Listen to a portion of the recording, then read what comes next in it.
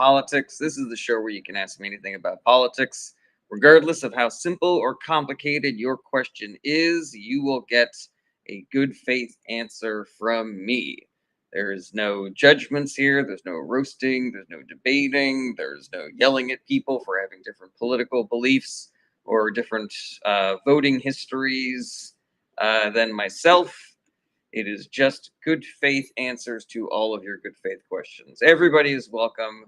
Democrat, Republican, everything in between, and on the edges. I am here to answer all of your questions about politics. I know politics can be really confusing when you're first trying to learn about it. I know it can feel like trying to learn a new language, and I know that politics is particularly confusing these days because of all of the misinformation and propaganda that is running around rampant. With AI is definitely not helping things. Social media is not helping things. And so what can we do? Where can we go to try to find our way through the muck, to try to figure out what's actually going on? So if you got any questions about politics, just let me know, put it in the chat, and we will get to answering it. What's up, Muzz King? Good to see you again. So yeah, any questions about politics, just let me know, put it in the chat. Everyone is welcome here. This is not a debate show. This is not a show for fighting. This is not a show for trying to own anybody. It is just good faith answers to all good faith questions. I don't believe in debates. I think they are unproductive. And so I'm not trying to win any arguments or anything. It is just we're trying to engage and learn and create coalitions and probably and try to establish more of a shared reality, a base shared reality that we can all live in. I mean, how can we solve all the problems in our country if we can't even agree with what's going on, because we're all getting our news from different sources that have various levels of accuracy? So go ahead and throw your question in the chat and we will get to answering it. Mandy, good to see you again. Why is Levitt stating that Biden is the one that left the Afghan person that did the shooting in? Because she's a liar. Carolyn Levitt is a liar. The Trump administration are all liars. And so while you cannot just simply assume that everything they say is a lie, if there's anything that you're like, that doesn't track with the information that I know, it's because they're liars. Mandy says, when it was proven that it was in April of 2025. Yeah, they are looking for any possible way to make this not about them, Chan Man says, what are your thoughts on a 2000 Honda Civic? From what I know, the Hondas hold their value very well, so you can't go wrong with a Honda Civic. Rat and Raven says, how does the Electoral College really work? Does my vote in New York mean less than someone in Arkansas? So yes, Rat and Raven, the Electoral College does kind of mess with how much everybody's vote counts. So there's a bunch of things actually that kind of like meddle with how much your vote counts. Like if you live in a gerrymandered district, for example, it is possible that your elected officials have drawn maps in a way that makes it so that the person who wins the House is virtually assured. And so it's possible that your vote is diluted that way. If you live in a state that has a lot of people in it, but you share the same number of senators as a state like Iowa or, North Dakota, then your vote is diluted that way. There is an argument to be made that the Electoral College means that your vote has less weight than somebody who lives in a swing district, because it is generally considered law, or not law, but generally considered to be 100% predictable that states like New York always go blue and states like Arkansas always go red. It is part of the reason why I think that we need to get rid of the Electoral College, is because I believe that everybody's vote should matter the exact same as everybody else's votes. But the actual mechanism of the Electoral College is basically that there are a bunch of quote unquote electors, which are basically like people that are sort of like assigned those roles by political insiders. And those people basically agree to submit their electoral votes for whoever wins the popular vote in each state. So somebody can win the popular vote in the state of Arkansas, but lose the popular vote in the country, and those electoral votes for that state will still go to that candidate.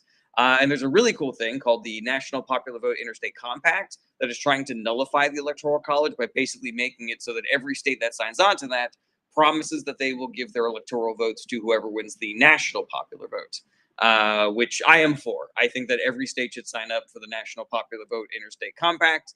If any of you listening have not already done it, call up your representatives and tell them that you want your state to be a part of the National Popular Vote Interstate Compact. Beamer, the Beau Fuddies sounds like a bit. Tell me who that really is. Ryan Handley says, any news on Trump and Russian collusion? Democrats told us for 8 years. So Ryan, the Democrats didn't tell people that there was Russia collusion. The news did. And the news and the Democrats are two separate entities. I know that some people will think that the news is like an arm of the Democratic Party. That is a lie. Their right-wing media is a tool of the Republican Party, but that is, not the case for mainstream news. And yeah, there was collusion between Trump and Russia. That is what the Mueller report found. But they also found that the Trump administration destroyed evidence that they were told to hold on to, which means that they probably destroyed evidence that would have made their collusion with Russia more criminally liable. Okay, let's see here. The news was absolutely biased as hell under Biden. That is not accurate, bubble emoji. April Post says this is nothing when we know Starlink anomalies are our future. I am skeptical of that, April Poe. I don't believe that Starlink is hacked into our voting machines. If that's something you're worried about, then you should talk to your Secretary of State and say, hey, are we using, electronic voting machines? Are they connected to the internet? What's the oversight on those? Like, I want to make sure that our votes are being tallied correctly. Jennifer says, how'd you feel about the briefing? Can you be more specific? Beamer says, both of these nuts. Yes, that is what I thought. Default username says, that's what liberals do, right? I don't know what that means. Ryan Hanley says, how about the Steele dossier? I don't understand the question, Ryan. Like, are you trying to say that it was inaccurate? Are you trying to say that Democrats paid for it? Because I'm not an expert on the Steele dossier, but I know what is written in the Mueller report, and the Mueller report is an extremely credible and well-sourced report. April Post says, Ken Paxton already said what's up in Texas elections. I don't believe what Ken Paxton says. Ken Paxton wants you to feel as though elections are a, what do you call it? It's a foregone conclusion. They're trying to de-incentivize you from actually being involved in politics. Jersey Rican says, hey, Jarrett. Hey, back, Jersey Rican. Jennifer says, her response to the double strike in the Caribbean. I haven't seen her response to that, but obviously they're going to be, we're obviously going to be talking bullshit about that because they're going to try to protect Pete Hegseth. But I mean, there's no legal justification for the murders that they've been doing in the Caribbean. And this double strike thing is basically just like the most egregious example of that. And so that's where we're probably going to see some accountability in this moment. And so they're fighting against that. America First, you're getting blocked because you didn't ask a question. I don't care if you disagree with me, but actually ask a question, everybody. El Toro, good to see you again, says, what would you do for a Klondike bar? I don't care for them, so almost nothing. Jennifer says, she said it was lawful because it's war. War has not been declared, so that is a lie. Default username says, if you hate words, just shoot whoever you disagree with. That's a liberal way. That is not a question, and also that is inaccurate, so you're being blocked. Let's see here. Default username says that's what you guys are good at. Again, not a question, so you're blocked. Okay, Mandy Kidwell says, what do you think of the Media Offender of the Week website that was just launched by the White House? I haven't seen anything about that. It makes sense, though. Like, the Trump administration is, they are trying to intimidate their enemies, both in electoral politics and in the media, and that includes social media. And so they're going to try to intimidate people into not calling out when they do extremely bad shit. And so, yeah, it makes sense to me. It's like, it's the fucking McCarthy hearings. It's the enemies list. It is all the worst parts of authoritarian bullshit. Joey G says, thoughts on Trump. Trump is a massive piece of shit, terrible president, incompetent, corrupt, greedy, selfish, in mental decline. His cabinet is fucking just the bottom of the barrel of humanity. Just like Stephen Miller, Pete Hegseth, Kash Patel, Dan Bongino, Carolyn Levitt, Kristi Noem. Like, they all suck. They're all terrible. Pam Bondi, they're all bad. Joey G says, thoughts on Biden? I thought Biden was a pretty good politician. I think he did a lot of good. He was way too old to be president in 2020, and I think that it was disgusting that he thought that he could run again, or that the people in his inner circle convinced him that he should run again. And his policy towards Israel was also unconscionable. Like, he should have been pushing on Israel more to have a more humanitarian method of addressing Hamas in Palestine. Beamer says, why are all these MAGA sillies ending up on your stream? Algo stuff? I mean, I'm sure that they are paid bots who are here to try to, monkey up the works and try to muddy the water, etc. What's up, Observe Games? Good to see you again. Drew Regan says, do you have a good feeling about the special election in Tennessee? So I don't really care if we win the special election in Tennessee. The fact that it's competitive already says enough to me. Like, we're not going to pin all our hopes on winning an extremely tight race in a very red district. The fact that we are competitive itself is a win. And so I'm not super worried about it. If we win it, that'll be great. If we lose it, that's fine. That's table stakes. And let's just all stay focused on 26 and try to win that election. Ronbo says, you're so wrong about my everything. I'm not a paid bot. I didn't say you were, Ronbo. And the fact that your spelling is so terrible makes me feel like maybe you're like an account from a different country or something. Oh, excuse me. Woo! Also, Ronbo, ask a question. Don't just say I'm wrong about things. People that just say I'm wrong or that I'm lying over and over again, they get blocked because they never say what I'm lying about. They just say I'm lying. They're just doing ad hominem attacks. Flaming Mo says, will anything actually happen to Hegseth, or will he just resign? That's an open question. Like the Trump administration is a big game right now of how well can they hold together their fascist agenda. And accountability for people in his administration is a test. It is a test of how much political pressure we put on our representatives and put on corporations to actually hold these people accountable to the standards of law and constitution and shit like that. And so, just keep on doing the work. And I'm not gonna make predictions about whether or not he's going down or not, or if Kash Patel is going to go down or not. But it all just depends on the work that we do, here in the world today. April says they'll lie for Hegseth. Yeah, they will, but that might not be effective.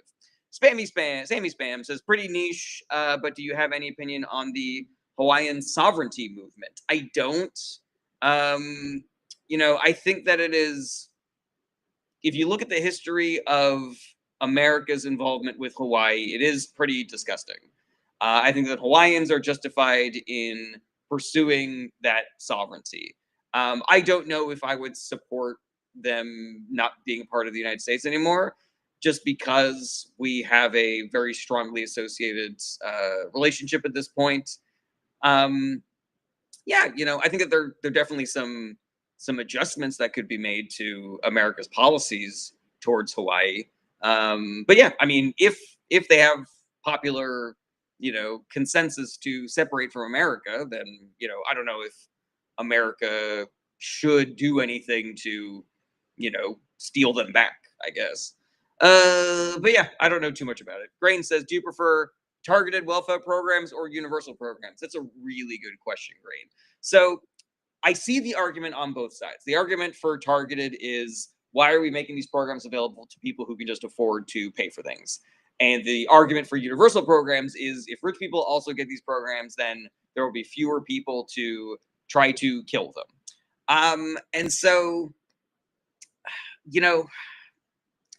my gut tells me that the bureaucracy that we need to put in place in order to target these welfare programs is potentially more expensive and keeps people from accessing those programs and just having them be universal programs. So I tend to lean a little bit more towards the universal program side of things. If everybody's getting something for free, then there's not one group of people that we can, weaponize against, taking care of people.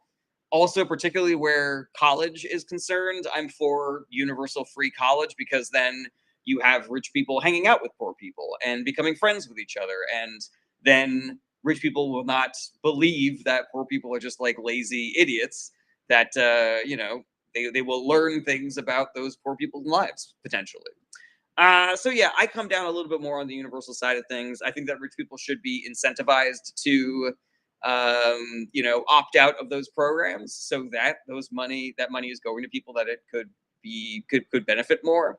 And I also think that, an easier way to solve this problem is just to tax the rich, so that we don't have people who are outside of those income barriers potentially. So yeah, like let's reduce income inequality. Let's make it so that there aren't people that are worth hundreds of billions of dollars. And hopefully some of these problems will solve themselves. Okay.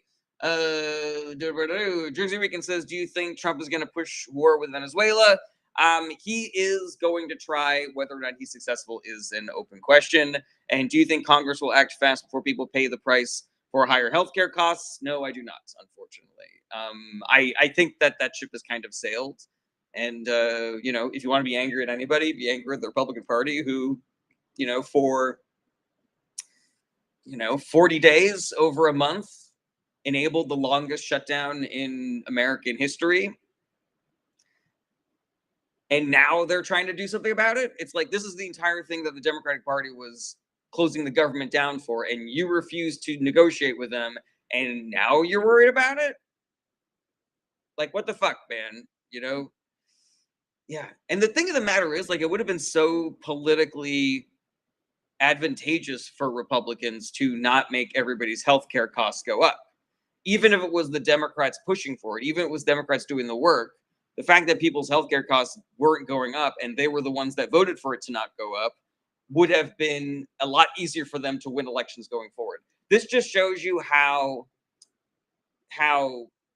enmeshed the Republican Party is in their "Make Americans Suffer" ideology.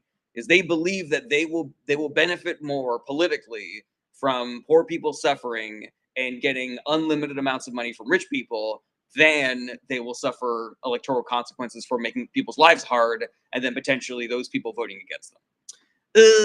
Okay, let's see here. Back in the TikTok comments, Joey G says, "Don't you feel the Democrats were holding the government hostage by shutting it down and not voting?" So Joey G, that's a really interesting way of phrasing it. The fact of the matter is, one of the two political parties was trying to make life better for Americans, and one of the two political parties was actually holding Americans hostage and trying to increase the suffering. So you could say that Democrats refusing to vote on a continuing resolution is them, quote unquote, holding the government or holding people hostage for their policy agenda. Or you could look at the fact that what the Democrats were doing was trying to make it so that everybody's healthcare costs weren't going up. And so who is causing suffering in that situation, Additionally, the Trump administration was doing things that were unnecessary to increase people's pains, like shutting down SNAP benefits, for example, or not providing. There's a program that offers assistance to people who can't pay for heat during the wintertime, and they were shutting that down. And then we were going to court saying, no, you're legally obligated to keep those programs going, even in the case of a shutdown. So what does it tell you, Joey G, that the Republican Party was trying to increase people's suffering during the shutdown so that they could increase people's suffering by making everybody's healthcare costs going up? To me, that says that it wasn't the Democrats holding the government hostage. That says that the Republicans were like killing hostages, essentially, if we're going to keep this metaphor going on, until the Democratic Party was like, that's too much pain. We're not going to let that happen anymore. Joey G says, wouldn't there be an indirect consequence to providing universal health care? I mean, if you look at every country that has universal health care, they have better health care outcomes for less money. And so that's the unintended consequences. Rich people are going to have to pay more in taxes. Maybe everybody else is going to have to pay a little bit more in taxes. But we're going to be making out like bandits because we're not going to have to pay for health insurance. We're not going to have to pay for healthcare CEOs' having fucking golden yachts and mega mansions and private jets, eating fucking lobster and caviar 3 meals a day. And every single one of those CEOs who can afford a fucking fifth mansion or a second mega yacht is doing so because they denied somebody their cancer treatment, or they denied somebody their insert, preventable or curable disease here treatment. Let's see here. Todd Gautier says, lies. I am from Canada and it's an 8-month wait for an MRI. Well, I'm from America and sometimes it's an 8-month wait just to see a fucking specialist, Todd. So we have the worst of both worlds. We have the wait and we have the added expense and we have the worst outcomes. Joey G says, sure, but Italy, the country I'm from, has extremely poor healthcare, though it is provided by the government. Well, obviously there are issues with Italy's, being able to fund their universal health care. I should also say, Joey G, that I don't know who you are. You could be making that shit up, as with Todd Gautier from Canada. But yeah, just because something has issues does not mean that private healthcare is better. Private healthcare has those issues also and is worse for a million other reasons. Okay. Todd Gautier says, lies. I live in the States and a week for anything. That is a lie, Todd, because you do not know everybody's healthcare scenarios.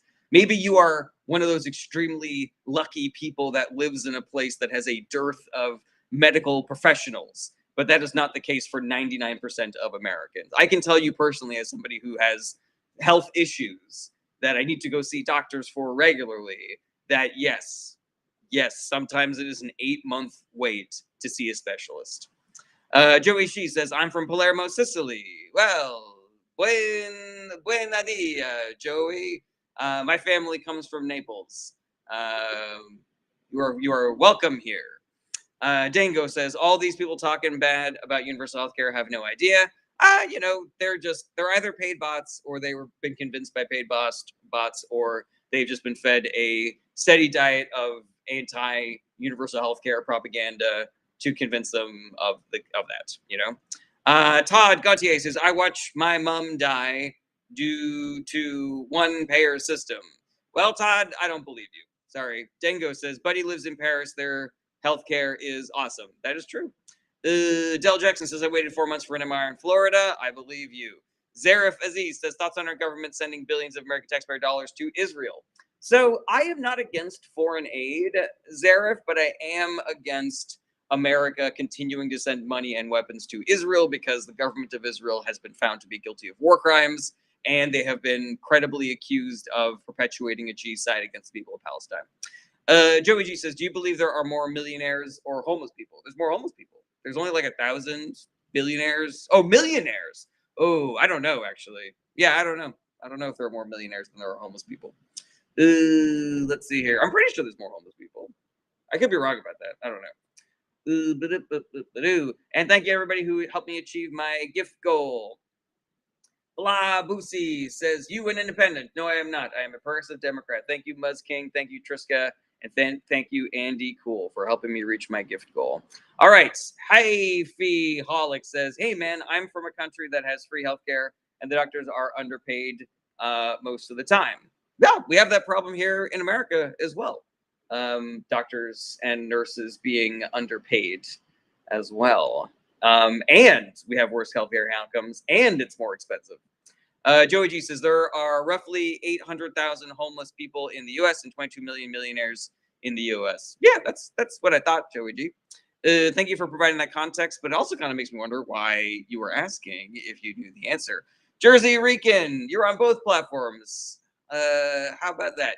Do you think Ukraine will fall? I don't think that Ukraine will fall. I know that they're struggling because America has been very wishy-washy about continuing our support, but it seems as though Europe is really stepping up. There are experts out there who will probably tell you that without American support, Ukraine is doomed. I don't believe that they are. And for reference, I would point you to other countries that have suffered invaders and switched to guerrilla warfare, and it has not worked out for the invaders. Fucking HTX Legend says, Trump pardoning massive drug mule. Yeah, how about that? He didn't really give a shit about the war on drugs. If he did, he maybe would not pardon That dude from Honduras, I think is where he's from, right? Corey Beth says, bruh, there are so many Yahtzees in Ukraine. That is Russian propaganda. I do not believe that that is true. Corey Beth, please get your news from other sources. Poke Pete says, thoughts on limiting SNAP to certain food groups or limit income requirements. So Poke Pete, I have had it up to here with all of the bureaucracy and red tape and restrictions that we put on trying to help people. And I know that some people are trying to justify it, like, shouldn't be buying candy or Coke or booze. You know, I used to think like that if you were on any kind of like government assistance, you shouldn't be able to get tattoos because it's like you're taking my tax dollars just so that you can pay for rent or heating or whatever, and now you're spending your expendable income on tattoos. But here's the thing: here's the problem with it is that the bureaucracy, the red tape, the restrictions, they all cost more money to implement than just giving people that shit and accepting that there's going to be some amount of abuse. Like, I don't care, you know, like that person wants to buy a Coke or a beer with their SNAP benefits, let them have some fucking joy. Being on SNAP sucks, being poor fucking sucks. You know, let them go see a fucking movie. Let them get a tattoo if they fucking want to. Yeah, there is a streak in American culture of people shouldn't get things for free. It should be hard. It should be difficult.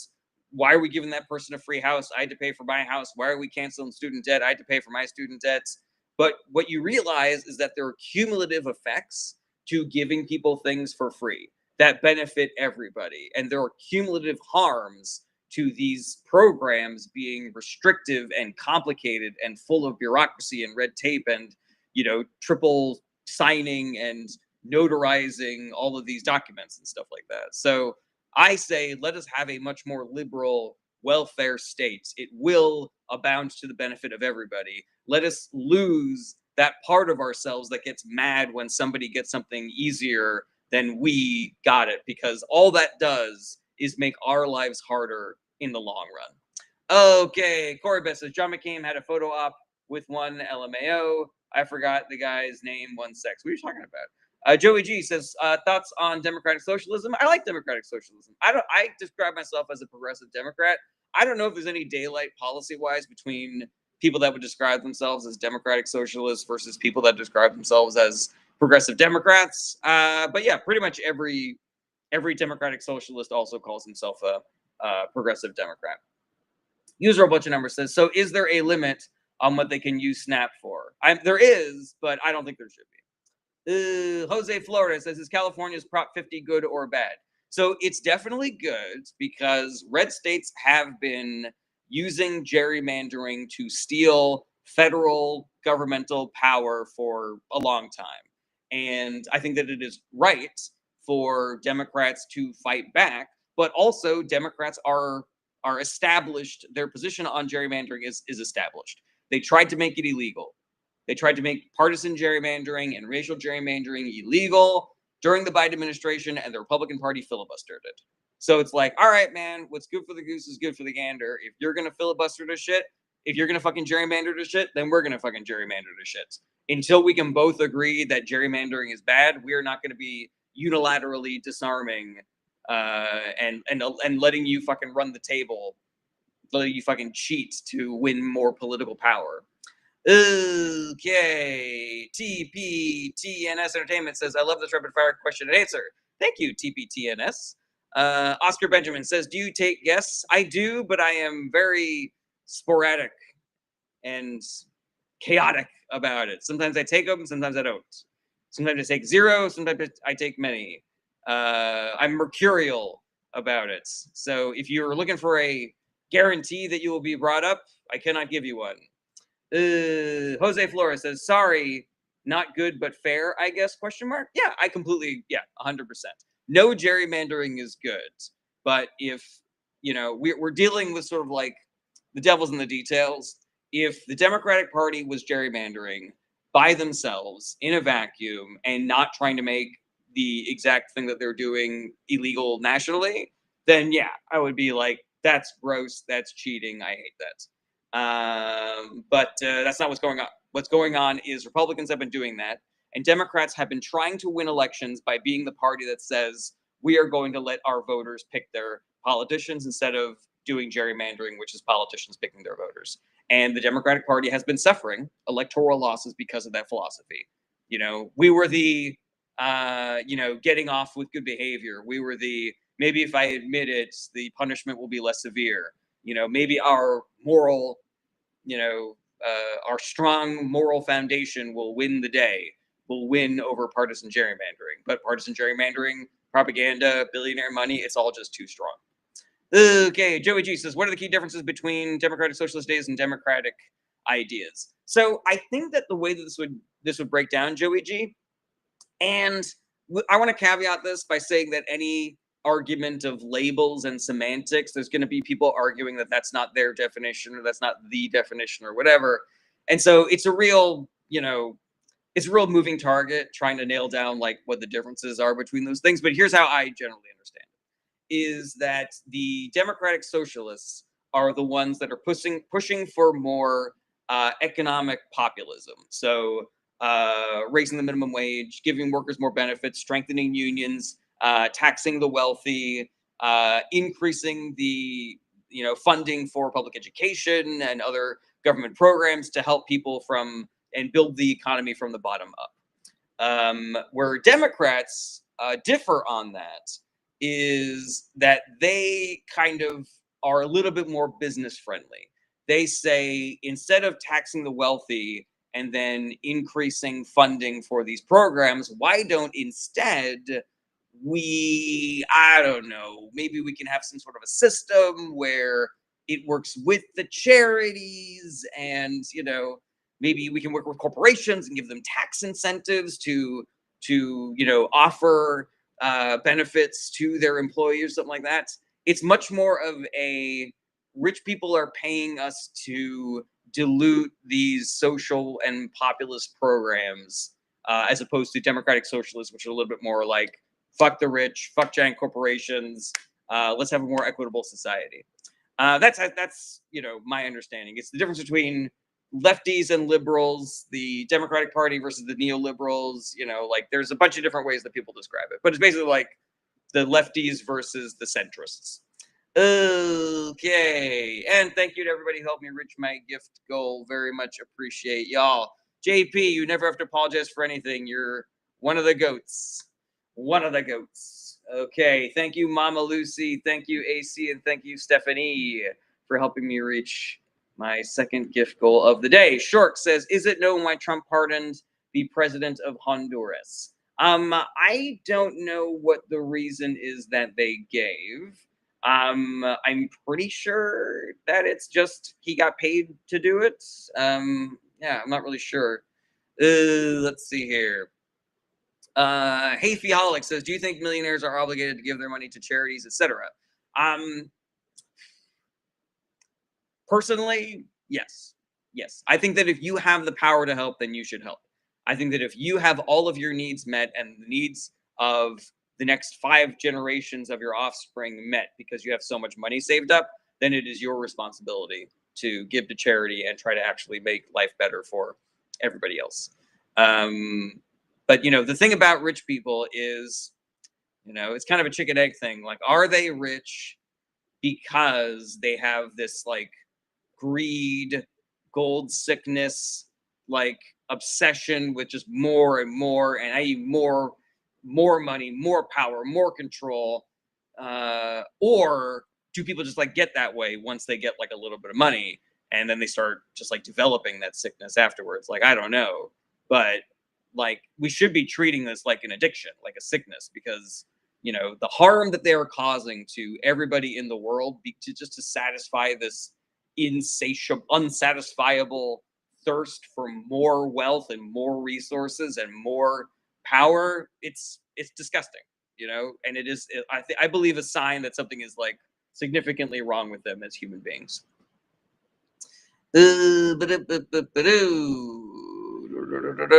Thank you, John Abbott. I hope you also had a lovely Thanksgiving. Okay, Joey G says, do you feel like Democrats are suffering politically because they demonize Republicans? No, I do not believe that is the case, because Republicans demonize Democrats way worse than Democrats ever demonize Republicans. So why then would the Republican Party not be suffering in the same way?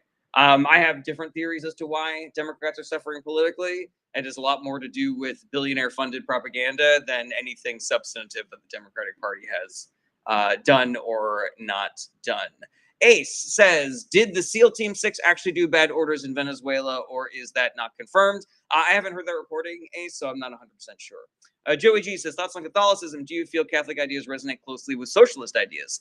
It's difficult because there's a difference between like different sects of Christianity. I was raised Catholic, and feed the hungry, clothe the poor, house the homeless, do unto others, love thy neighbor. All that stuff was drilled pretty hard into me. But I see a lot of Catholics who don't really seem to give a shit about that, and a lot of Catholics who took advantage of altar boys and shit like that. So, it's a mixed bag, I would say, between the ideology and the implementation, depending on who you are asking and when. Cushman says, are the left or the right more accepting of political violence? So, Cushman, that's a really good question. And I think that we need to break that down into a couple of different categories. So, can we find a bunch of people on the internet who may or may not be real people, who may or may not be bots, who may or may not be paid agitators, who are equally advocating for political violence 100%? I think that is a problem, and for social media in general, for the internet in general. But if we look at people that have, like, established people, if we look at elected officials, if we look at commentators, reporters, op-ed columnists, and things like that, people that actually have to put their money where their mouth is, people who have their real face and their real name out there, there is a stark, massive difference between advocating and creating political violence on the right as opposed to on the left. It is not even a close game. When Charlie Kirk got assassinated, every single Democrat who had a platform, elected politicians, content creators, streamers, influencers, reporters, whatever, all of them were condemning political violence and saying, this is not the way to go. It's terrible. Do not murder people, even if it's someone that you disagree with. But on the right, you had people like the fucking president of the United States, Donald Trump. You had Alex Jones. You had Elon Musk. You had fucking op-eds in the Daily Caller that were titled literally, I am calling for political violence. So 100%. Political violence started going up when Donald Trump came onto the scene. He has been incentivizing this for a long time. The MAGA base is his base. January 6th happens for a fucking reason. It is a right-wing problem primarily when you are dealing with real, accountable, powerful people with a megaphone. Alrighty. Joey G says, do you believe in God? I don't believe in a specific God. I believe that the universe is weird and complicated. There are more things between heaven and earth than are dreamt up in our philosophy, Horatio, etc., etc. Cushman says, there are studies that show the left is more accepting of violence. Look at the Black Lives Matter insurrections. Cushman, every study that I have seen says the exact opposite. That there is more right-wing political violence, and the base of the right is doing more political violence than the left. And also, what are we talking about BLM insurrection, Cushman? Like, are you talking about the riots that took place during the Black Lives Matter protest? Because that's not an insurrection. Those were riots. Cushman says the studies don't count BLM murders as left-wing violence. Cushman, that is right-wing propaganda. The intelligence agencies and the law enforcement agencies that did those studies included everything that they thought was applicable. But it is literally only after the Charlie Kirk assassination that people on the right have been saying that those studies do not include BLM murders as left-wing violence. So yeah, Cushman, I would encourage you to get your information from other sources. Doan says, Democrats are far more violent. That is inaccurate. And also ask a question or I'm going to boot you. Mad Dog says, Kyle Rittenhouse went out hunting. That is accurate. Cushman says, a dozen people were murdered during the BLM insurrection. Again, why are you calling it an insurrection? Insurrections are very specific. Like, BLM was not trying to take over the government, Cushman. So yeah, you got to go back to asking questions, Cushman, because I do not trust that you are here in good faith, because a lot of the things that you're saying are right-wing propaganda talking points. Okay, Gen X Marie says insurrection is what MAGA did to the Capitol. Remember? Yes, I do. And thank you, Mama Lucy, for helping me reach my most recent gift goal. Very much appreciate that. Evan says, where do you put yourself on the political spectrum? Pretty hard to the left. I call myself a progressive Dem. I'm not so far to the left that I would describe myself as a tanky or an anarchist, but I'm pretty far to the left, I think. Okay, we're on to finger hearts. James LeBlanc says, do you remember when 13% of the population committed 51% of all violent crime? I don't know what you mean by that statistic, James LeBlanc. RK says BLM wasn't overthrowing the government. That is accurate. Joey G says, don't you feel that Trump being targeted in an assassination attempt is proof of democratic violence? So no, because Democrats are not the ones who are perpetuating that violence. You know, every time there's some mass shooting or murder, like everybody just like digs into who that murderer is to try to figure out, are they a left-wing person, are they a right-wing person, did they do this because of this, did they do this because of this? And it doesn't really matter, I think, in the long run, what all of these individual shooters are, specifically motivated by. But because who's calling for the violence? Who is telling their supporters to beat the shit out of protesters and reporters, and that he would bail them out of jail if they did? Who sent a mob to overthrow the government on January 6th and then pardoned all of those people as if to say, if you do political violence against my enemies, I will support you? From everything that we know about those shooters specifically is that they were not doing it because they love Democrats. They were doing it because they wanted to be famous, or they just hated Donald Trump. Righty. Scott says Maxine Waters. So I've seen Maxine Waters' quote, and I do not believe that she was calling for violence. I believe that she was using hyperbolic rhetoric. There was a difference between Maxine Waters saying they're in our crosshairs, which is basically just another way of saying, like, we are focused on that, than Trump saying beat the shit out of reporters and protesters and I will bail you out of jail. Evan says, did you like Kamala Harris? If so, why? I liked her. I liked her fine. She's not my favorite, but I thought she would have been a great president. Let's see here. Scott says, take him out. I don't know what you're referring to, Scott. Joey G says, don't you feel news sources on the left perpetuate hatred towards Trump and his supporters? I don't, Joey G.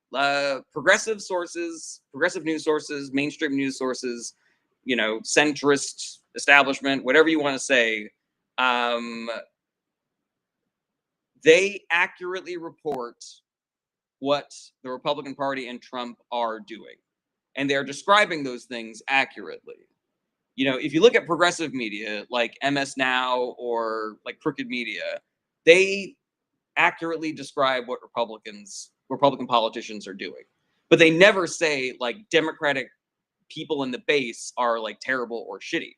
If you look at centrist media like the New York Times or the Associated Press, they actually tend to underhype their negative coverage of Trump and Republicans because they're trying to seem as unbiased as possible. So they will overhype negative stories about Democrats to showcase their bipartisan bona fides. Okay. Evan says, thoughts on It's Real. That's pretty funny. Typo. Thank you to Mama Lucy and Triska for helping me reach my latest gift goal. I believe that the government of Israel is acting barbarically. Barbarically is too soft of a word for what the Netanyahu government in Israel is doing.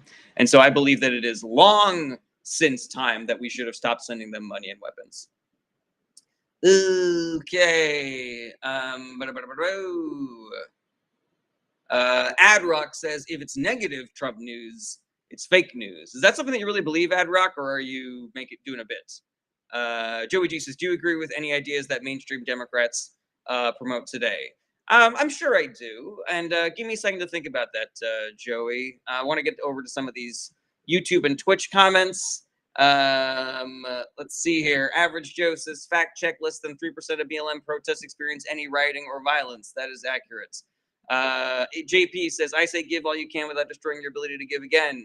How much do you actually need? 100% agree with that. John Abbott says, I believe that money changes you is false. Money doesn't change you.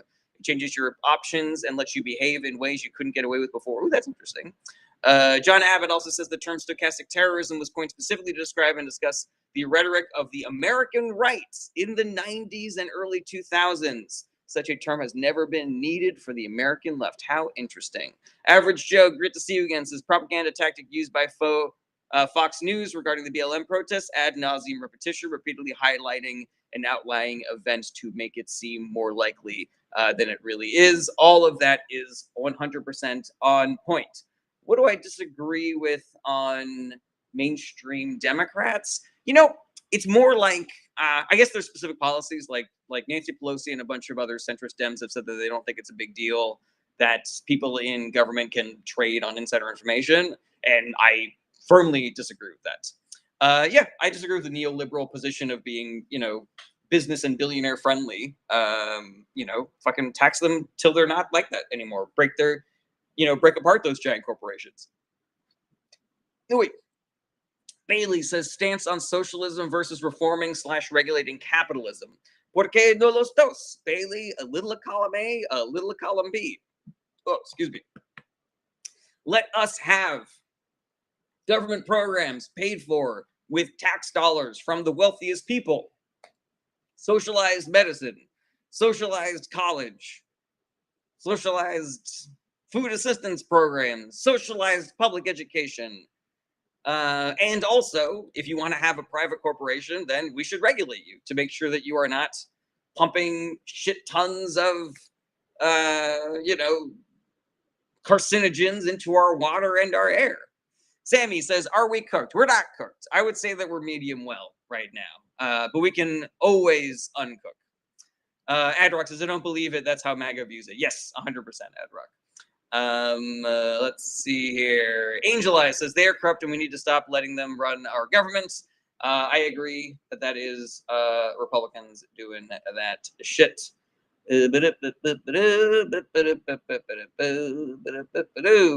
Gen X Marine says the ones that haven't been tossed from White House by Trump. Oh, that's in reference to Raucus says more threats to Obama than any president ever. Is that true? Do we know that? I'm not really sure. That's interesting. Coco says why we don't hear anything about his so-called association even Trump is not talking about. What do you mean association? Joey G says, do you feel like rather than trying to tax the rich, we could fix the issues with rich avoiding taxes? ¿Por qué no los dos, Joey G? Like, whatever mechanism we use to make it so that no human being is worth more than $1 billion and also nobody is starving on the streets, not being able to get healthcare that they 100% need but cannot afford. That's the thing that I want to do. So if that means if closing loopholes does it, if breaking up giant corporations does it, if a progressive tax structure that taxes your $999 millionth dollar at 90%, then let's fucking do that. Rachel says, do you think Trump Mobile is ridiculous? Yeah, everything he fucking does is ridiculous. He's ridiculous. He's a clown. He's a child. He's an idiot. He's incompetent. He's corrupt. He's all the negative words. And all of his programs are as well. PK Thunder says, scientifically speaking, cooking is a chemical reaction and cannot be undone. Well, what can we undone? How can we undo cooking? PKT Thunder? PK Thunder? Zach Doubt says, historically, between Lincoln and JFK, who do you think was a better president as a Republican? Was JFK a Republican? I don't think JFK was a Republican. Lincoln was a Republican, but JFK was, after he got assassinated, Lyndon B. Johnson signed the Civil Rights Act into law, and that created the ideological shift between the parties, making the Republicans sort of like the more racist ones and the Democrats the less racist ones. So yeah, I'm pretty sure that Kennedy was a Democrat, because otherwise signing the Civil Rights Act would not have would not have created that ideological shift. Mike O says, you've heard about the White House fake news media portal. I have heard about it. I have not seen anything specific about it. I just heard that it exists. Okay, PK Thunder says, we must create a new dish that covers the bad tastes, I guess. You know what's funny is I used to work in restaurants, and I had a chef who was hostile to the idea of, you know how people say in ceviche, like the acid cooks the fish in ceviche so you don't have to worry about it? He was very dogmatic about that. He was like, acid doesn't cook fish. It doesn't. Cooking is adding heat, and acid doesn't add heat to dishes. It does something else, you know? Anyways. Apex says, y'all gonna love what the elites have in store next. I am not going to love it, Apex. Okay, Emily in the City says, Republicans deny the party switch platforms. Yeah, because it helps them politically. Apex Sant says, Trump, Elon, and AI Oracle will bring the AC. I don't know what that means, the AC. Zacked Out says, I mixed my mind up, still waking up. Don't worry about that, Zacked Out. Okay. Angel Eyes, he went to Trump after Harris turned him down. What are you talking about, Angel Eyes? What are we talking about? What does that have to do with like a different comment of yours, Angel Eyes? I don't know what we're talking about. Somebody with no screen name, his opinion on socialism. I don't like myself. You should like yourself. Like getting other people to like you starts with you liking yourself. So socialism is taxing people and then using that money to pay for things that help everybody. So paved roads, the military, public schools, the fire departments. That's all socialism. And so, yeah, I think that we can have a mixed system that has some socialism and some communism and some capitalism. If there's an argument out there for a mixed system that is just communism and socialism, I'm open to hearing it. I'm not willing to put my ass on the line for that. I'm not willing to make that argument, but yeah. Okay, Callie Griffin says, oh yeah, definitely. Obama was burned in effigy and hanged in effigy and got so many threats it was unheard of before him. I believe it, Callie. I'm just wondering if we have the data on that. I'm just wondering who crunched those numbers. Right. Average Joe says, what is a voter trend you would like to learn more about? Ooh, that's a really good question, Average Joe. You know, Average Joe, I kind of think they all make sense. So I'm not really sure if I need to dig into anything, but maybe when one comes up, I'll let you know about it. But yeah, I'm every time I hear about something that's weird, like somebody being a Bernie voter who then votes for Trump, I'm like, that makes sense. You know, like I get it. But yeah, I don't know. Maybe if you think of a trend, let me know, and I'll let you know if I need to know more about it or anything. John Abbott says, thoughts on Tim Walz calling for the result of Trump's MRI to be released to the public. I think that we should have more information about the physical health of our presidents, and that includes Joe Biden. Obviously, Joe Biden is not president anymore, so we cannot advocate for getting information on Joe Biden's health while he was president. But if we start advocating for presidents to start releasing medical information, now that Trump is in office, now we are going to risk looking like hypocrites because we didn't do this for Joe Biden necessarily. So instead of saying that Donald Trump needs to release his medical information, I say let's advance some policy that every president has to release their medically relevant information. Or maybe Jake Tapper talked about this in his book. I forget what his policy prescription was exactly, but it was something to the effect of like there should be an independent review of the president's physical and mental ability to actually do the fucking job.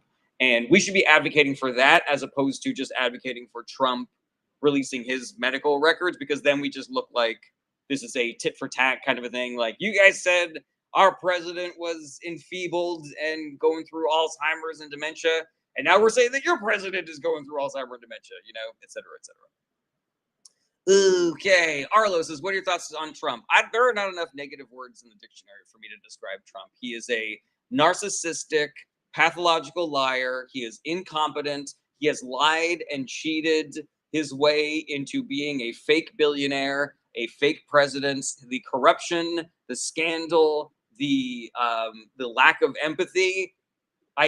there's not enough words to describe how terrible of a person and president he is. Okay, Rachel says, right, but our current president would just pay his physician to say he's fine. That's what we needed to be independent. Joey says, is Walz in trouble? I have not seen anything to suggest that he is.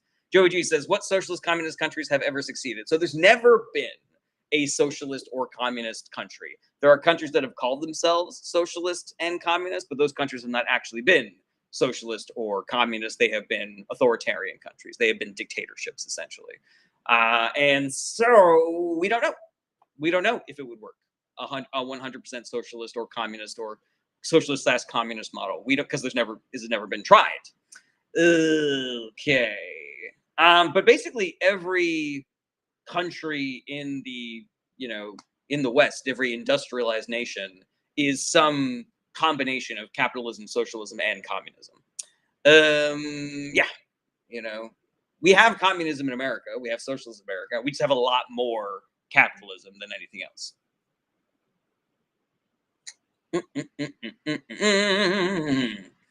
D. Scott says Jimmy Carr has a great bit on the differences between socialism, communism, and capitalism. Ooh, I like Jimmy Carr. I gotta remember to look that up.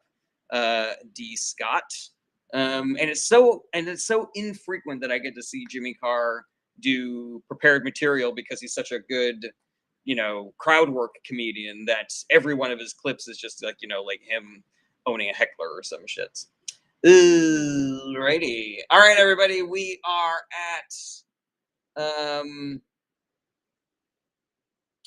at about an hour. We're almost at an hour. Free candy, you're getting blocked. Okay. So get your final questions in. Let me switch back over. Oh, it is crowd work. Ooh, interesting, these guys. Let me get over to Twitch and YouTube and see what's going on over there. Okay.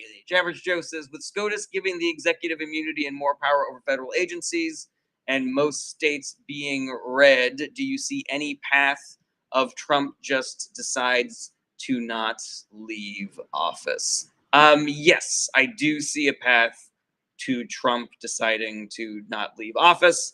I do not believe that the immunity decision and him being able to gut federal agencies is going to make it possible for him to remain in office if he gets voted out. He's going to try, of course, but the political pressure that America has been putting out there is working. And, we saw it on that election a couple of weeks ago. We are seeing it in poll after poll. We are seeing it in the judiciary smacking down the Trump administration. And, the Supreme Court is kind of equivocating on some of their hyper pro-Republican Party, decision making. It's difficult to sort of like game it out right now to be like, don't worry because this person will stop it or this person will stop it.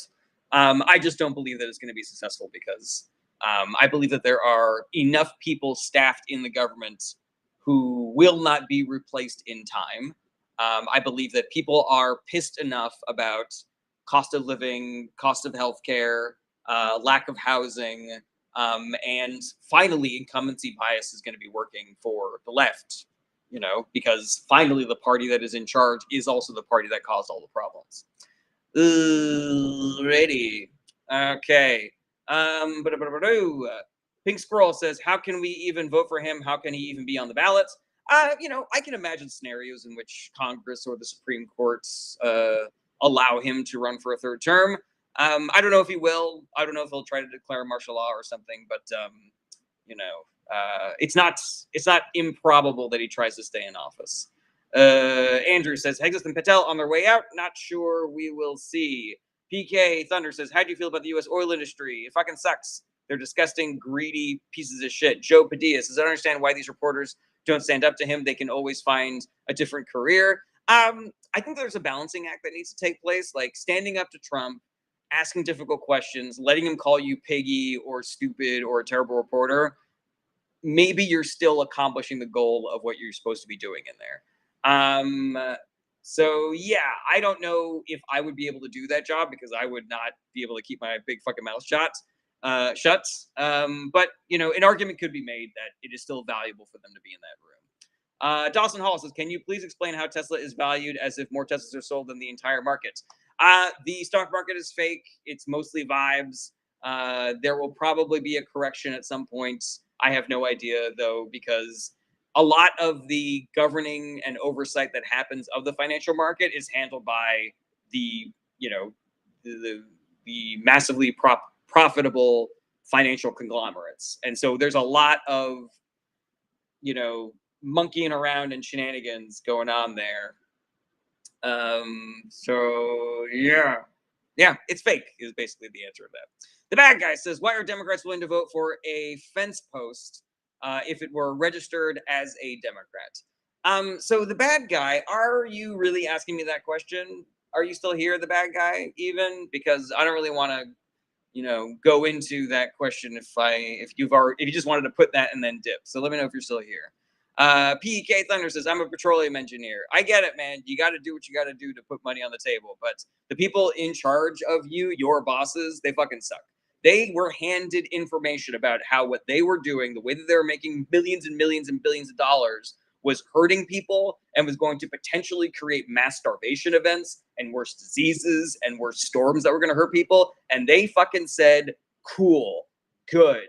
Let's hide this information. Let's pay people to muddy the water so that it seems like this is some sort of not scientific consensus, shit like that."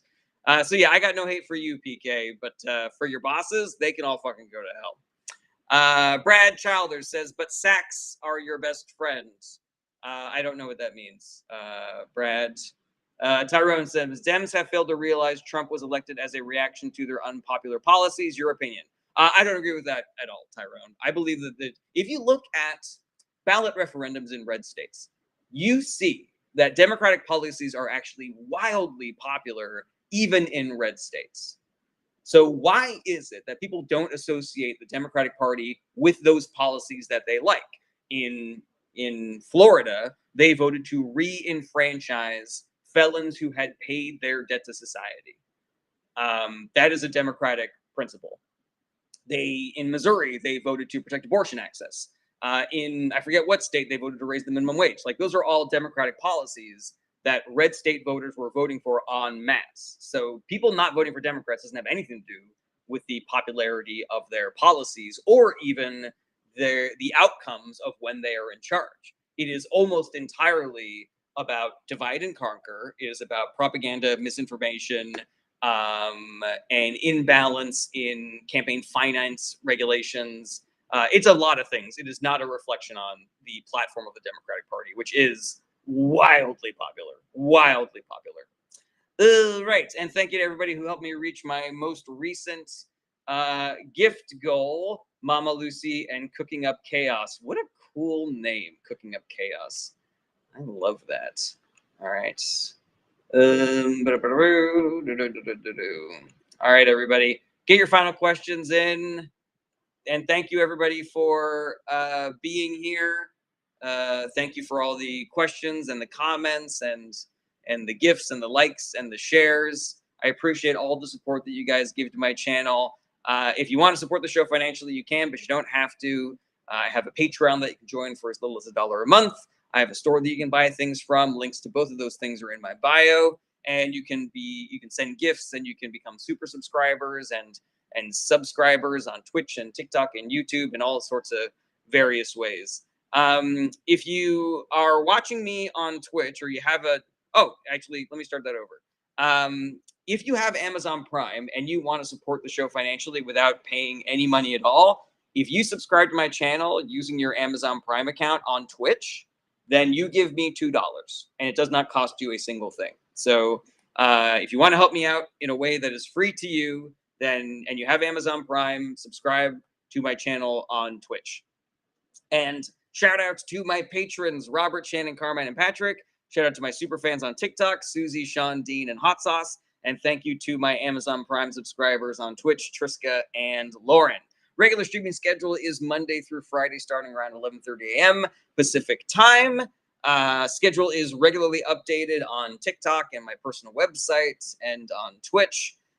If there are any questions that I was not able to get to on this live stream, or you think of other questions later, hit me up. My DMs are open. You can email me through my website. You can get in touch with me via my Discord. Links to all of those things are in my bios. I want to be a resource for you guys. I want to help you be more informed and more involved in politics. So if I can be that for you, I want you to use me. I want you to use me and abuse me. Use me until you use me up.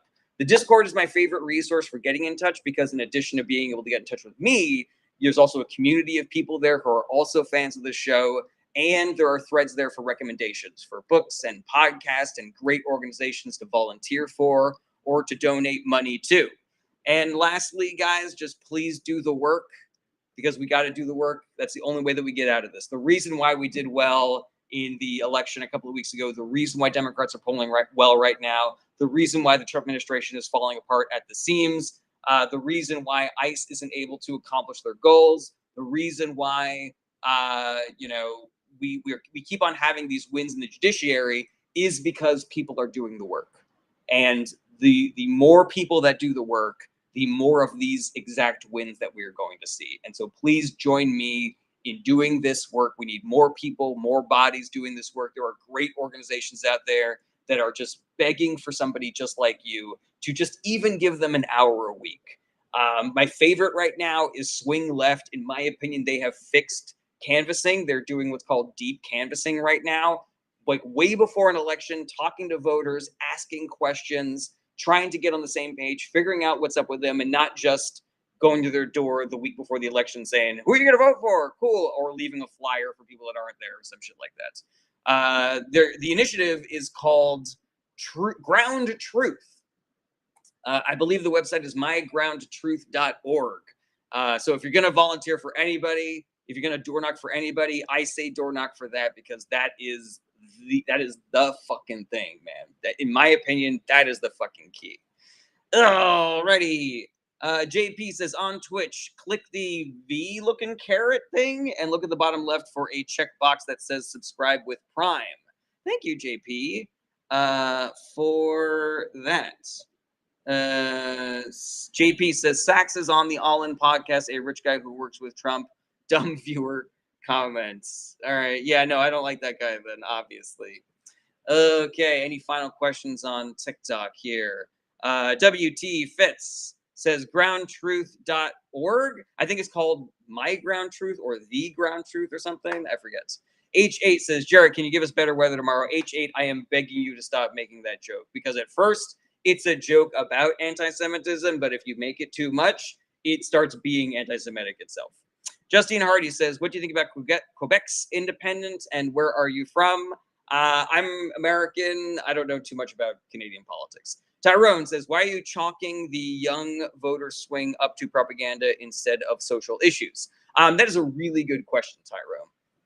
So I am not, when I talk about like what's making the Democratic Party unattractive for Americans in general, I'm not really doing the crosstabs. I'm not saying like this is the reason why Latin American voters or Black voters or young voters are swinging that direction. I'm saying that one of the driving forces in Democrats losing elections is billionaire funded propaganda. Because, you know, even if you're somebody that believes that billionaire funded propaganda, right wing propaganda is a problem, I guarantee you that it is a bigger problem than you think it is.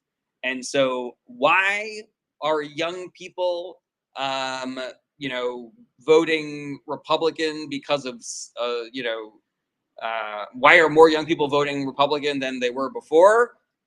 I believe it was part of a massive misinformation and propaganda campaign, an outreach campaign where billionaires were astroturfing content creators, incentivizing people to go into like Call of Duty chat rooms and shit like that, and just try to get people on board with the project.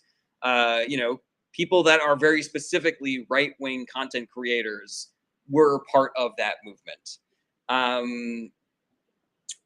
So yeah, Tyrone, I can see that we disagree with that, and I'm really not against getting into it with you. You say it's just denial. You're wrong. You don't get to call propaganda when your social platform is highly unpopular. You know, Tyrone, I don't think that you. I think that you might be right about it, but I also don't think that you know. I think that young people have been lied to about what the social program platform is of the Democratic Party. They have been told that the Democratic Party is about transgender for everybody and woke for everybody, and if you're a white man, you suck and everybody hates you. Um, you know, but that's not really what the Democratic Party platform is. So when I say misinformation and propaganda, I'm including that. I'm including the right wing telling people that the Democrats mean this when the Democrats don't actually mean that. Tyrone says, I love that you gave me 3 minutes in the box to ask some quick questions. You are cool. You know what? Let's fucking do it, Tyrone. You know, I'm almost out of here. This is where I rule my live stream like a fucking, like a spoiled prince. Whenever I fucking feel like bringing somebody up is when I'll bring somebody up. All right, Tyrone, are you here? Yeah. All right, yeah, man. Let's get into it. So on social policies,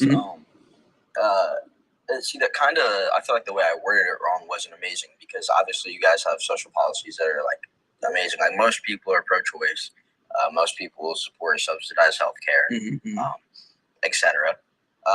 But I think that, and again, this is such a tiny issue. Basically non-existent in the real world, but I think that your politicians openly, like not condemning, males in female sport, or like not condemning the, I guess what right wingers believe is like the condemnation of like white people and like young men. So it's not really the DNC establishment's social policies. I agree with that. Like I think a lot of right wing people think that the DNC believes all this stuff, and they don't necessarily. But I think that the voter base is very vocal about not liking white people, about men being misogynistic and pigs, and these are generalizations, of course.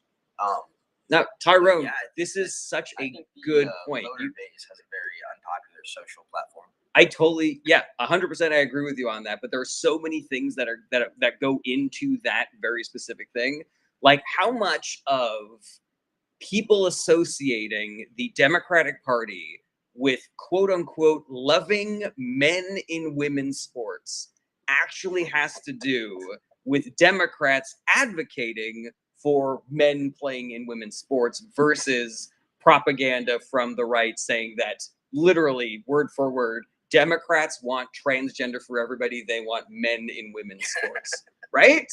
Every elected Democrat that I have seen talking on this issue, all they say is, this is a very small specific issue. We can let that school deal with it, or that city deal with that, or its state deal with it. So that's number one. Number two is I feel the same way about the demonizing of white males, where what the Democratic base wants is for there to be an accurate description of the way that marginalized communities have been repressed in America in the past, and the way that repression is still marginalizing those communities to some extent. Is it easier to be a woman or a black person or a gay person now than it was 50 years ago? 100%. But are we still dealing with some of that wiring that's in there? Also 100% true. So where I think some of the, and this is like the last point that I want to make about this, where I think that some of the demonizing of the base of the left comes from is social media. A bunch of bots and paid agitators, and some people who really believe those things and that are being hyped up by social media algorithms that incentivize people to be the worst version of themselves. Where I think that if you talked to real people on the left, nobody would say that. Nobody would tell you all white men are evil or every man is misogynistic and we need to get rid of them and shit like that. What we're talking about is a hyperbole that is both incentivized by the algorithms of social media, but also paid for by billionaires and adversarial nations like Russia. Like we know that Russia is paying people to like go on X and say shit, you know, to make people mad. So why would that not include quote unquote people on the left who say all men are evil, all men are terrible, white people are the devil, and y'all should be, sent away because of what you did to black people and gay people and shit like that. Yeah, I would say that I agree with all of that. There's clearly a very prominent social media campaign from other countries to influence our politics. And obviously, I would consider myself more center. I would say I'm libertarian. I would say I kind of agree with left-leaning politics more socially. Okay. But I would just say that what really like kicks the metaphorical you guys in the butt is like these congressional hearings where they sit people down and they ask them, do you believe all white people are evil? And they're like, oh no, of course I don't believe that. And they pull up a tweet where these people are publicly saying things like that. Or like the protest videos where, I mean, these aren't paid agitators. These are guys that just go to anti-Republican protests. And a lot of these people there are just nuts, man. And it's the same thing for right-wingers. If you went to like I can't think of a right-wing group. If you went to like a Proud Boys meeting, you'd meet a bunch of crazy people there too as well. Yeah, 100%. Yeah. So I mean, I guess it is really just a loud, vocal minority. But I think that the marketability of it on social media has more to do than being propagandized necessarily. Like I think the fact that there are real people walking around that will share these opinions with you at a protest, and then these more regular people, like somebody like you, let's say, would take a picture of this No Kings protest and be like, dude, this protest is huge. Everybody's coming out to stand up against Trump. But when the only videos outside of like a large pan over of the crowd, the only other videos are people seeming crazy. So people wanting to examine that situation will think, okay, well, there's 50% normal people like you, but 50% of that crowd doesn't know what they're talking about or thinks crazy things. And I think that's less propaganda and more so like a small vocal minority making themselves very prevalent in your movement. So a couple things about that. Number one is propaganda doesn't need to be like fake or made up to be propaganda. If you interview 1,000 people at a protest and the only video that you publish to your site is the one crazy person, that still counts as propaganda. That's number one. Number two is, let's say that we both agree that there are an equal number of divisive, angry people on both the right and the left. People that, like you and I would walk up to on the street and say just like the worst version of whatever a right-wing person or a left-wing person believes. Do you think that the Republican Party pays the same price for those people existing in their base as the Democratic Party pays a price for those people existing in their base? That's a fair question. I'd preface by saying that earlier when I said 50-50 at the protest, I think obviously it's a much smaller minority of people that and I would say that no one's holding you to that number. Right wing, I think that right wing. I think there's a larger number of people on the right wing spreading, I guess what you call hateful ideology, or more people on the right wing would be in this specific scenario. But I guess what I would ask you is, how do you believe, or what is your evidence that right wingers are paying these people? I know of like we went over earlier, like the Russian disinformation campaign. I'm sure there's also a Chinese one, but I think that most people out on the street sharing their opinions just are out there genuinely sharing their opinions. I would say. I'm not going to say that every person saying a shitty thing on the internet is being paid by Russia, but actually, if I may, the only instance I've seen of people actually congregating in public and making their voices heard for a specific ideology are some of these NGOs that fund not the entire protest itself, but they fund these kind of like security types that show up in the vests and hand out signs. And so it's not a large group of people, but it's a very real thing that I think his name is Nick Shirley that makes the YouTube videos about it. Some of these NGOs do pay 6, 7, 8 people to go to these protests and harp on right wingers if they're there, harp on anti-protesters. So I've only seen it on the left wing, but I'm curious to see what you say about it. Yeah, I'd be curious to see what that is, because this is the first I've heard about that.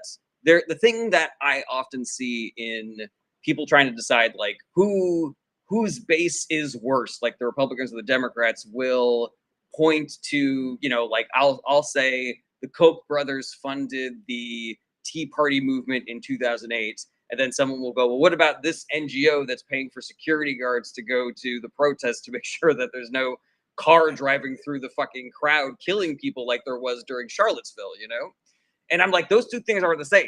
It's not a billionaire creating a political movement to take down the first black president is not the same as an NGO paying security guards. So I'm not sure what example you're talking about, like if it is security guards or if it is just like people being shitty, like being paid to be shitty at protests. But here's the thing.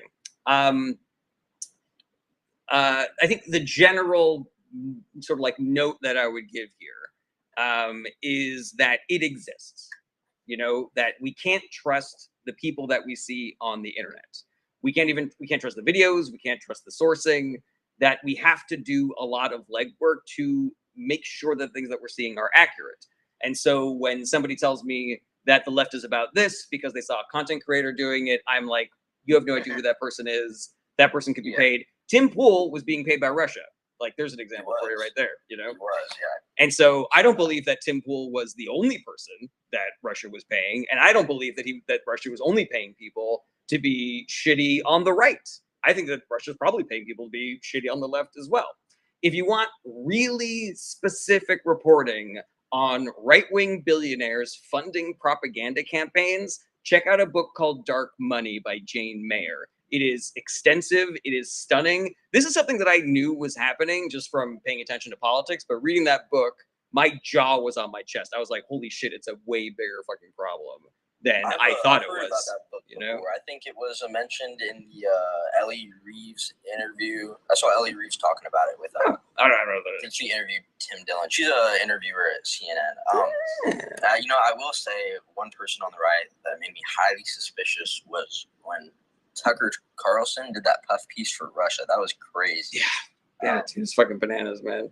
But well, actually, want to go back to that question I asked you earlier. Like, if both of the bases have the exact same number of crazy radicals who do shitty things in public and also on the internet, do you think the Republican Party suffers more electoral consequences for theirs, or do you think the Democratic Party suffers more electoral consequences for theirs? This might seem a bit what's the word?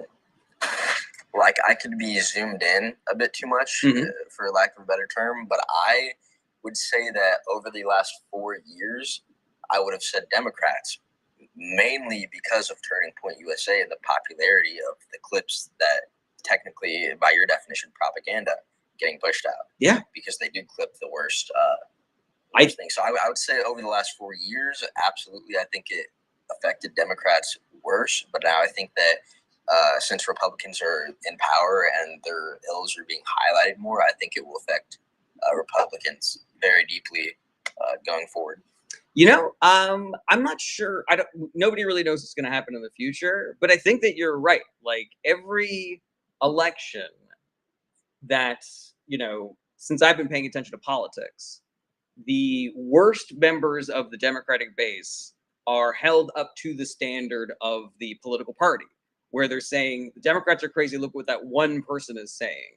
Whereas on the right, you've got people like the worst people on the right are in control of the government right now. Like Donald Trump is a right-wing troll, right? And so we're not judging the Democratic Party based on the people that we're electing. We're judging them based on the worst. And for the Republican Party, we're giving them like this pass, like, there's never a bad enough thing that they can do that we will hold them accountable for. And my big example of that is after COVID, which, COVID was this massively destabilizing event that was made a lot worse because of the incompetence of the Trump administration. And Trump only lost that election by like 40,000 votes. Democrats won the House and the Senate, but they had a 0-seat majority in the Senate. Like it was exactly 50-50. The quality of that fuck up should have meant no Republicans in government. Like it was massive. And think about if Democrats did that, how much electoral consequences they would suffer.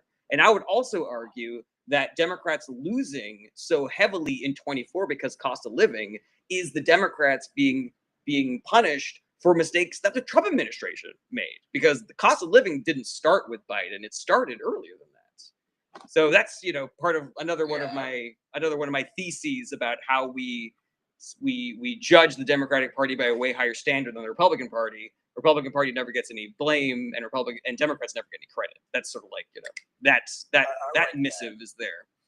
I think I would agree that I agree with that. I'm a little more skeptical because this kind of I don't know if I'd call it a narrative, but a lot of left wing people are really jumping on the you know, the economic issues won Trump the election, and I think they did for the most part, because if you look at polling, pretty much everyone's number one issue in the election was economy. Mm-hmm. But I don't know, man. I'm pretty young. I'm 20, so man, I just see a lot of young people that really were, you would say, propagandized, or I would say they just like felt like they disagreed with Democrats' social issues. So I just, and we went over that a ton, but I think it's a bit more of the pie.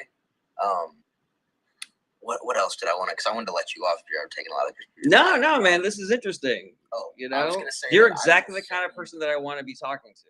You know, like you have some real substantive information. Yeah, thank you. I'm gonna DM you some links to those videos. I would say that please do. Most of the time, they are there to hand out signs and to rally the protesters. Mm-hmm. But what you'll see is if they see somebody that appears to be adversary, their job is also to break up speech. You know, they'll run up to people and tell them, this guy's going to make you look stupid if you say something bad. He's going to clip you. Don't talk to him. And you'll see in some cases when these people say, that's fine, I'm comfortable with looking stupid, I'm comfortable with my beliefs and my speech, they will still, you know, follow these guys around and make noises and wave bells. And I don't think that's the most antagonizing thing ever. I don't think it's the most harmful thing ever. It's certainly not that prevalent to where it's a major issue, but it's just an example that I see of, you know, left-leaning money coming in from NGOs and affecting politics on the street level. Yeah, I mean, I'll definitely take a look at that, man. Absolutely. I guess the last thing that I would tell you before we leave is that I think that there's a difference between an NGO, which is funded by small dollar donations, supporting protesters. I think there's a difference between that and one billionaire funding an astroturfed protest movement. You know, like I would agree. What if that NGO is run by, and I'm not one of these like, oh, this guy's the devil, but like, what if that NGO is run by George Soros? Like, what if is that not the same thing as Elon Musk pumping, you know, X amount of money into Twitter? You know, I do have some thoughts about that. I think that number one, there's a difference between how evil every billionaire is. Like, I've got a buddy who's very centrist. I got a buddy who's really centrist, and he says that when he talks to people about politics, he always starts out by saying, hey, man, Koch brothers, George Soros, same guy, you know? And I'm like, I don't think that's true, man, because I don't think you know all the shit the Koch brothers have been up to if you think those two people are equally evil, you know? So that's number one. Number two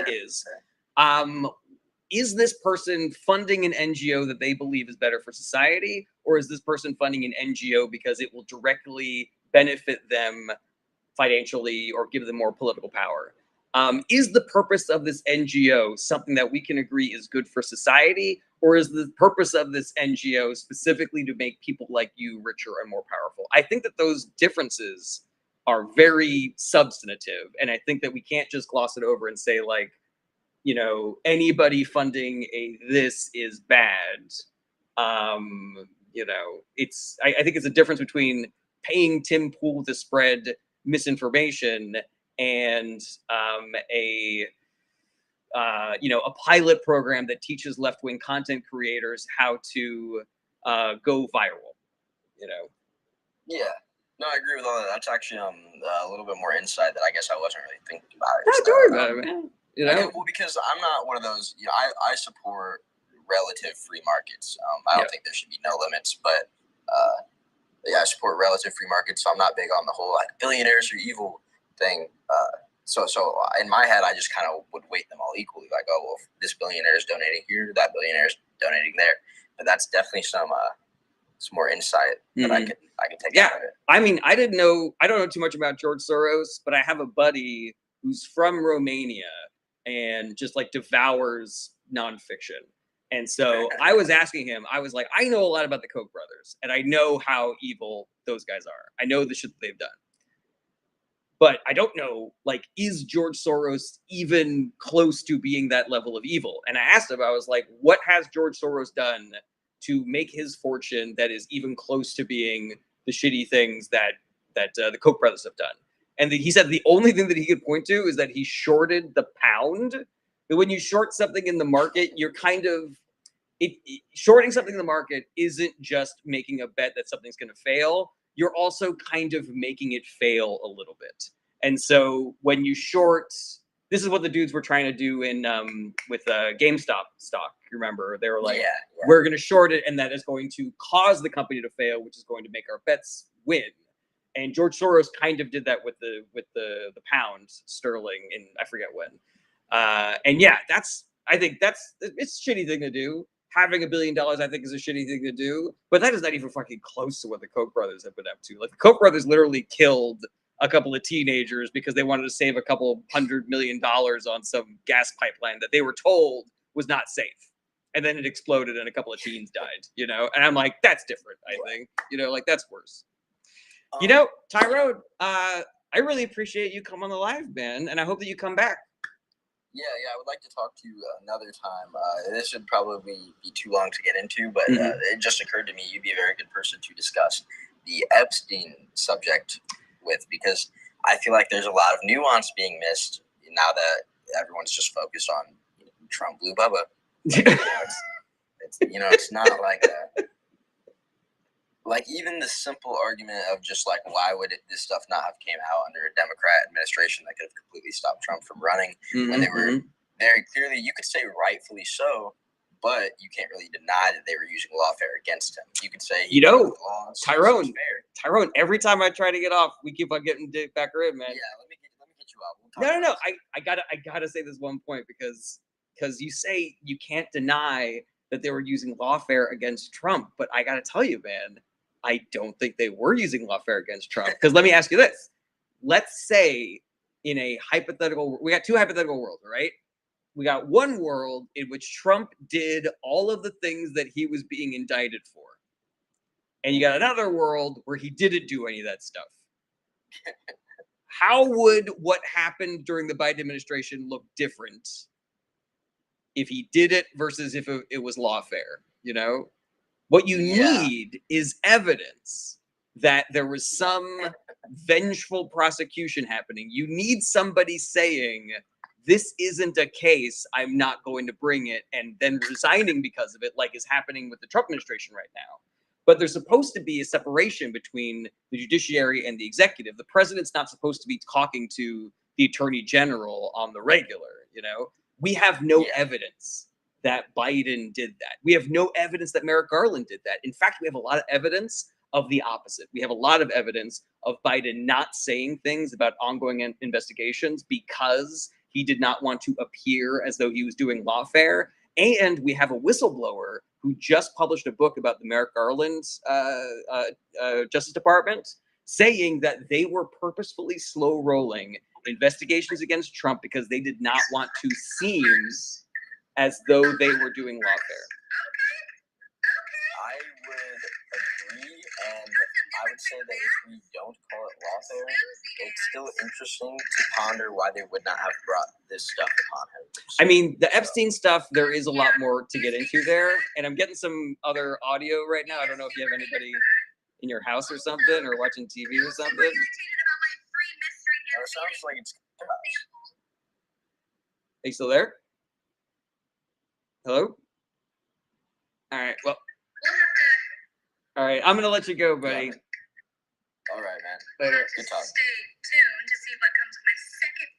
All right, Tyrone, I hope that you come back time and time again, man. That was a great discussion. I'm so glad that you're here. You are exactly the kind of person that I want to be talking to on this live stream, you know, because we don't agree on a lot of things, you know, and yeah, I want to make sure that you and I have a shared reality. If we're on two different parts of the political spectrum and you're getting your information from guys that are taking down lefties, you know, and I'm getting my information from not there, I want to make sure that we're living in the same world, you know. Oh, okay. So yeah, please come back, Tyrone. Please send me a DM. Join the Discord, man. You know, there'll be lots of people there who don't have the same political beliefs as you, but if, you know, anybody's being a dick, you just let me know and I'll give them a scolding or something. Okay. Thank you, everybody, for being here. Thank you, Tyrone. Let me just see if there's anything over here. Quantum Traveler, I just wanted to say I see you, my guy. A lot of times, because I spend so much time dealing with the TikTok comments, sometimes the Twitch people can feel like this is just a recording or something like that. Yeah, I'm not really seeing a question here. Seems like maybe you and JP are getting into it. So yeah, but come back, Quantum Traveler. Hope to talk to you again soon. Okay, everybody. Thank you again for being here. And I will see you guys tomorrow. Do the work. Be good to yourselves. Be good to each other. And check me out on Tuesdays. Same bad time, same bad channel. Take care, everybody. Bye-bye. Goodbye, goodbye, goodbye, goodbye.